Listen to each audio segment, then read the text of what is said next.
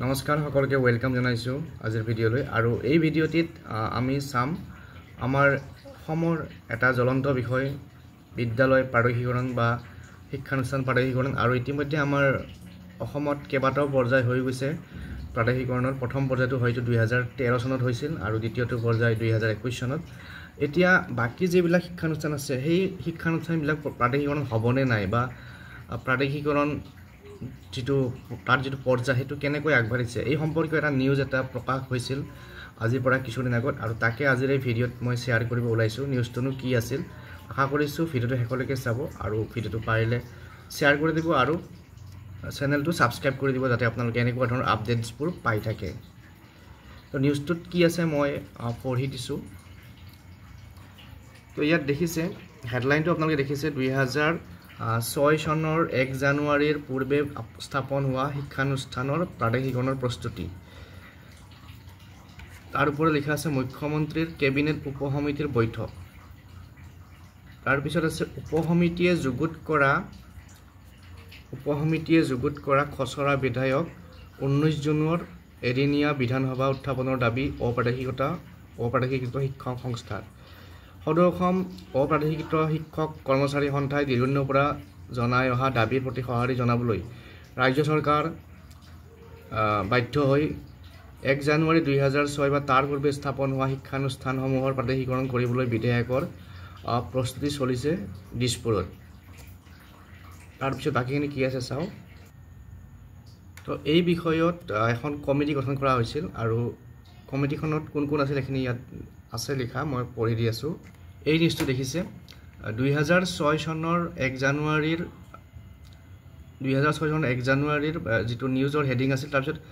ইয়াত লিখা আছে শিক্ষামন্ত্ৰী ডক্টৰ ৰানোজ পেগুক ৰাজহ মন্ত্ৰী কেশৱ মহন্ত আৰু জনস্বাস্থ্য কাৰিকৰী বিভাগৰ মন্ত্ৰী জয়ন্ত মল্ল বৰুৱাক লৈ এখন কেবিনেট উপসমিতি গঠন কৰা হৈছিল আৰু এই কেবিনেট উপসমিতিৰ সৈতে পাৰদৰ্শীকৰণৰ বাবে প্ৰস্তুত কৰা খচৰা বিধেয়ক সন্দৰ্ভত আজি মুখ্যমন্ত্ৰী ডক্টৰ হিমন্ত বিশ্ব শৰ্মাই দিছপুৰত এখন বৈঠকত পৰ্যালোচনা কৰে আৰু বৈঠকত ইউডাইস কোড ছাত্ৰ-ছাত্ৰীসকলৰ নামভৰ্তি ভূমি অধিকাৰৰ প্ৰমাণপত্ৰ ৰাজহ বন আৰু চাহবাগিচা নিম্ন মাধ্যমিক উচ্চতৰ মাধ্যমিক বিদ্যালয় ডিগ্ৰী কলেজৰ বিত্তীয় আৱশ্যকতা সন্দৰ্ভত পৰ্যালোচনা কৰা হয় মুখ্যমন্ত্ৰীয়ে বিষয়া কৰ্মচাৰীসকলৰ তথ্য পৰীক্ষণৰ প্ৰক্ৰিয়া ত্বৰান্বিত কৰাৰ লগতে বিভাগীয় সহযোগিতা সুদৃঢ় কৰি তুলিবলৈ নিৰ্দেশ দিয়ে ইফালে মুখ্যমন্ত্ৰী ডক্টৰ হিমন্ত বিশ্ব শৰ্মা আৰু কেবিনেট উপসমিতিৰ সদস্যসকলে পাৰদৰ্শীকৰণৰ বাবে চলোৱা প্ৰচেষ্টাক সদৌ অসম অপাৰদৰ্শিত শিক্ষক কৰ্মচাৰী সংস্থাৰ তৰফৰ পৰা আন্তৰিক ধন্যবাদ জ্ঞাপন কৰিছে সংস্থাৰ সভাপতি হৰমোহন বৰাই আজি বৈঠকত গ্ৰহণ কৰা বিধেয়ক প্ৰস্তুতিৰ কথা জানিব পাৰি প্ৰকাশ কৰা প্ৰতিক্ৰিয়াত কেবিনেট উপসমিতিয়ে প্ৰস্তুত কৰা খচৰা সম্পৰ্কত সংস্থাক আস্থাত ল'বলৈ আৰু প্ৰস্তুত হোৱা খচৰাক সোনকালে চূড়ান্ত ৰূপ দি 19 জুনত হ'বলগীয়া এদিনীয়া বিধানসভাৰ অধিৱেশনত উত্থাপন কৰি গৃহীত কৰিবলৈ চৰকাৰক আহ্বান জনায় লগতে খচৰাখন ৰাজহুৱা কৰিবলৈ অপাৰদৰ্শিত শিক্ষক কৰ্মচাৰী সংস্থাই দাবী জনায় সমান্তৰালভাৱে 2001 2013 2021 চনত পাৰদৰ্শীকৰণৰ পৰা বঞ্চিত হোৱা শিক্ষক কৰ্মচাৰীসকলৰ ভিতৰত যিসকল যোগ্য তেওঁলোককো এই প্ৰক্ৰিয়াত অন্তৰ্ভুক্ত কৰিবলৈ দাবী জনায় শিক্ষাৰ অধিকাৰ সকলো শিক্ষাৰ্থীৰ আছে যদিও অপাৰদৰ্শিত হৈ থকা শিক্ষানুষ্ঠানত